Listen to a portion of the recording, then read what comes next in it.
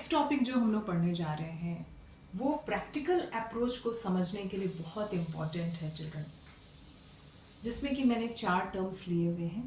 पहला है profit and loss account के बारे में जानना, दूसरा है हमें पीएल एप्रोप्रिएशन अकाउंट के बारे में जानना, और तीसरा है कि चार्ज अगेंस्ट प्रॉफिट क्या होता है और एप्रोप्रिएशन आउट ऑफ प्रॉफिट क्या होता है।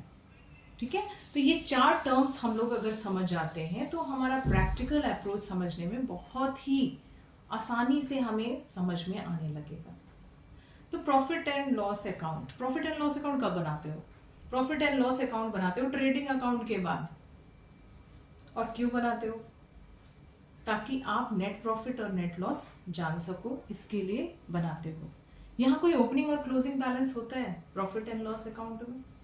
कोई बैलेंस ओपनिंग और क्लोजिंग नहीं होता है। ठीक है, नेक्स्ट ये मैचिंग कॉन्सेप्ट को फॉलो करता है। मैचिंग कॉन्सेप्ट क्या था? मैचिंग कॉन्सेप्ट था कि income and expenses should match with each other, it should be related with the same accounting year, एक ही अकाउंटिंग ईयर होना चाहिए, और एक्सपेंस और income similar nature of business, एक ही बिजनेस का होना चाहिए, राइट।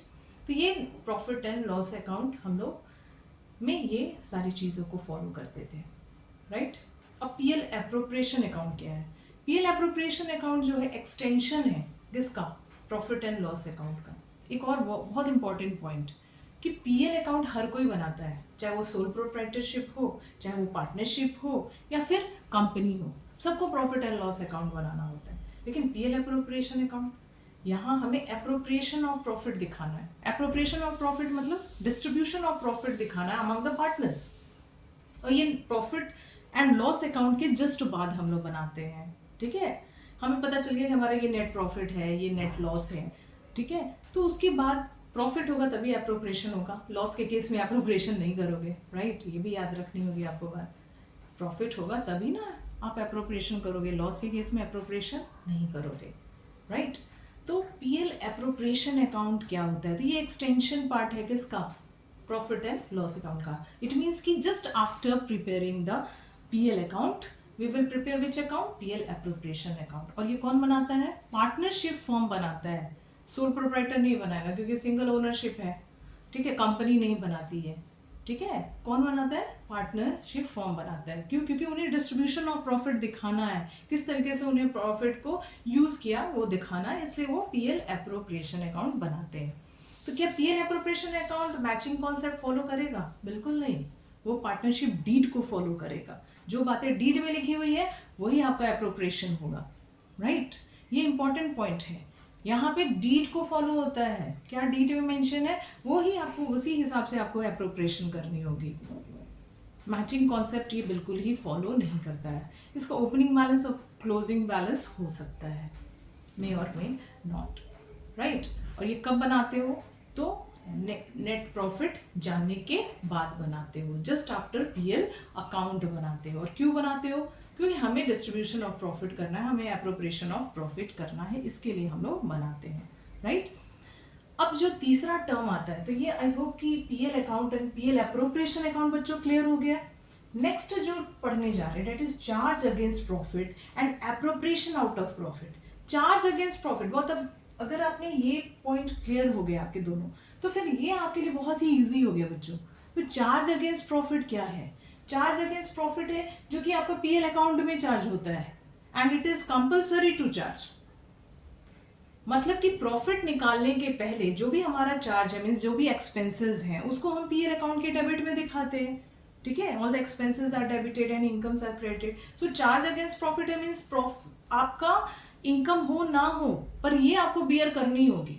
फॉर एग्जाम्पल मैं कुछ ले लेती हूँ, जैसे रेंट पे टू अ पार्टनर। ठीक है, पार्टनर ने अपना बिल्डिंग आपको दिया हुआ है रेंट पे बिजनेस को, तो उस पार्टनर को क्या देना होगा? हमें रेंट देना होगा। तो रेंट क्या हुआ? क्या एप्रोप्रिएशन हुआ? नो, रेंट क्या हो गया? रेंट जो है वो चार्ज अगेंस्ट प्रॉफिट है। फर्म को प्रॉफिट हो या ना हो, it has to bear this expense, right. तो ये कहलाता है चार्ज अगेंस्ट प्रॉफिट। और मैं एक एग्जांपल ले लेती हूँ चार्ज में, interest on loan to a partner. अगर पार्टनर ने लोन दिया है फर्म को, तो क्या उसको आप यहां दिखाओगे कि यहां दिखाओगे? No, you will show it in the profit and loss account. क्यों प्रॉफिट एंड लॉस अकाउंट में दिखा रहे हो? Because it is a charge against profit. उसको आपको देना है. फॉर्म को प्रॉफिट हो ना हो, you have to pay interest on loan to the partner. Am I clear? Next, appropriation out of profit अब क्या है? So appropriation out of profit कहाँ जाएगा? In this account, right? That is profit and loss appropriation account में दिखाओगे. और appropriation कब होगा बच्चों? जस्ट अभी मैंने बताया कि जब प्रॉफिट होगा तभी आप एप्रोप्रिएशन करोगे. लॉस के केस में तो एप्रोप्रिएशन नहीं करोगे. और यहाँ पे आपको किसको फॉलो करना होगा? पार्टनरशिप डीड को फॉलो करना होगा. पार्टनरशिप डीड में जो लिखी हुई बातें हैं वही आपको फॉलो करनी होगी. डीड में अगर लिखा है सैलरी देना है पार्टनर्स को, इंटरेस्ट ऑन कैपिटल देना है, इंटरेस्ट ऑन ड्राइंग चार्ज करना है, ठीक है, तो कमीशन देना है पार्टनर्स को, तो ये सारी चीज़ें हम यहाँ पे दिखाएंगे profit and loss appropriation account में. Am I clear? तो एप्रोप्रिएशन आउट ऑफ प्रॉफिट क्या हुआ बच्चों? जो कि हम पीएल एप्रोप्रिएशन अकाउंट में दिखाते हैं, profit and loss appropriation account में दिखाते हैं. चार्ज कहाँ पे दिखाओगे? ये बहुत इंपॉर्टेंट पॉइंट है, आपको याद रखनी होगी. चार्ज कहाँ पे? बच्चे हमेशा यहाँ पे कंफ्यूज हो जाते हैं, राइट? तो ये कहाँ दिखाना होगा? प्रॉफिट एंड लॉस अकाउंट में हम दिखाएंगे चार्ज अगेंस्ट प्रॉफिट. वो कंपलसरी है, वो आपको करना ही है, even if the firm is suffering losses. ठीक है, फर्म अगर लॉस भी सफर कर रहा है then also it has to pay, it has to bear these charges which is called charge against profit. एक और चीज, चार्ज तो आप समझ गए कि वो कंपलसरी है कि चार्ज करना ही है, ठीक है. और एप्रोप्रिएशन जो है वो तो प्रॉफिट होने के बाद ही करेंगे. लॉस में भी आपने सीखा कि लॉस जब होगा तो हम लोग एप्रोप्रिएशन नहीं करते हैं. ये बात आपको एकदम ध्यान रखनी है कि लॉस के केस में एप्रोप्रिएशन नहीं करनी है, even if it is mention in the partnership deed. ठीक है, कि इंटरेस्ट ऑन कैपिटल देना है ये सब, लेकिन प्रॉफिट होगा तभी आप एप्रोप्रिएशन करोगे. ठीक है, लेकिन अगर चार्ज हो गया कि वो लिखा है कि इंटरेस्ट ऑन कैपिटल जो है वो एज अ चार्ज ट्रीट करना है, ठीक है, तब फिर आपको देना पड़ेगा, राइट. तो ये जो है डिफरेंस, ये आपको समझना होगा. दूसरा चीज़ है कि कमीशन से रिलेटेड बच्चे बहुत कंफ्यूज होते हैं. अब कमीशन दो तरीके का हो गया. एक हो गया तुम्हारा मैनेजर कमीशन, जो कि तुमने 11 में पढ़ा हुआ था. ठीक है, 11 में आप लोग पढ़े थे कि मैनेजर कमीशन के बारे में. तो मैनेजर कमीशन, और उसमें दो कॉन्सेप्ट आपको याद रखनी थी, before charging commission and after charging commission.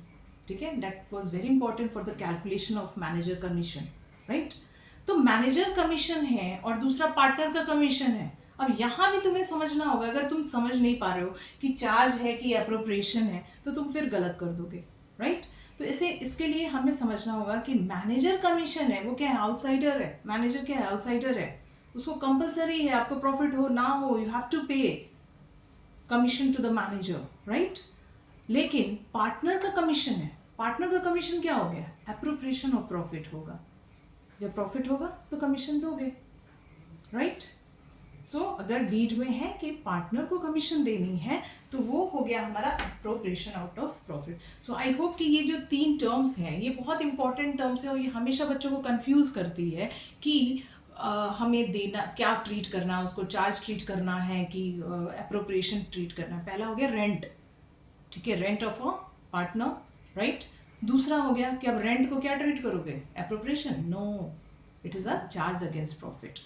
Commission, manager commission और पार्टनर कमीशन, तो मैनेजर कमीशन क्या हो गया? चार्ज. और पार्टनर कमीशन क्या हो गया? एप्रोप्रिएशन.